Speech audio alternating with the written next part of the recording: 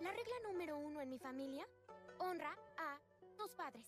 Ellos son los seres supremos que te dieron vida, que sudaron y sacrificaron muchas cosas para... En estas fechas hoy martes, 22 de octubre, un señor de 45 años. Se escapó de la prisión él hace un siglo, pero han dicho que él nunca estuvo ahí. Tengan cuidado, cierren las puertas. Tengo miedo y estoy sola en la casa. ¿Ahora qué hago? Mamá, por favor, vuelve. Tengo miedo. ¿Mi teléfono dónde está? Acá está. Contesta, por favor, no me dejes, mamá. Acá estás. Pequeña. No te muevas. Solo te llevaré.